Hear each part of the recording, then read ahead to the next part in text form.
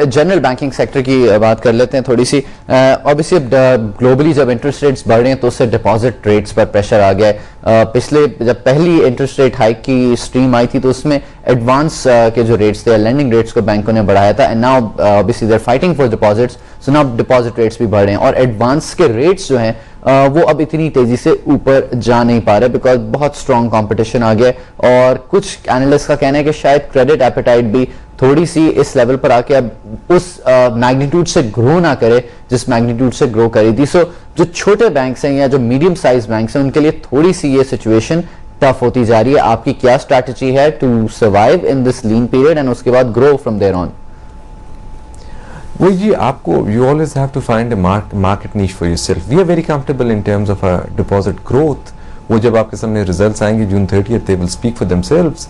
And at the same time आपको पता है क्रेडिट साइड के ऊपर, लेंडिंग साइड के ऊपर भी we work on margins, so it has to be sort of a pass through. आप तो मार्जिन अपना एक मेंटेन करके और उसके अलावा आपको जहाँ पे ग्रोथ लानी होती है या ग्रो करना होता है आपको वो करते हैं आप।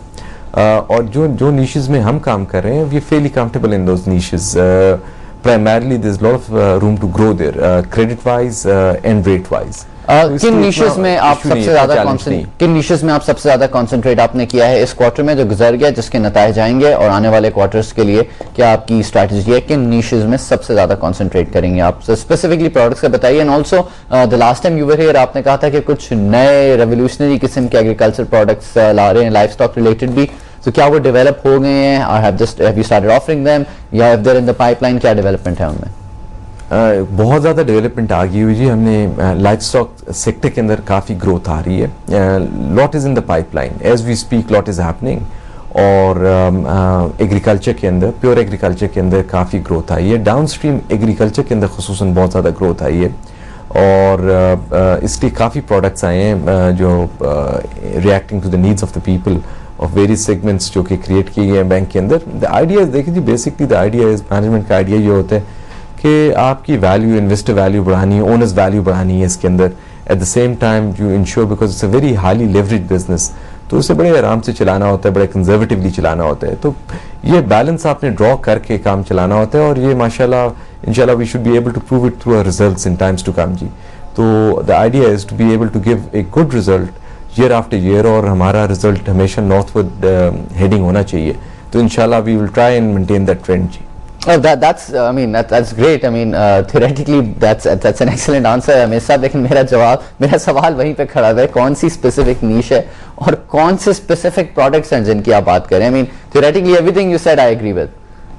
वो जी इतने ना, there's a large array of products मैंने जैसे बताया आपको, हमारे पास हैं लाइफ स्टॉक के अंदर हैं, कूलिंग टैंक्स के अंदर हैं, रिक्शा स्कीम्स के अंदर हैं, इसके अंदर हमारे आ जाते हैं बाकी जैसे डाउन स्ट्रीम एग्रीकल्चर के अंदर हैं, राइस एक्सपोर्टर्स के लिए फैसिलिटीज़ हैं बेसिकली।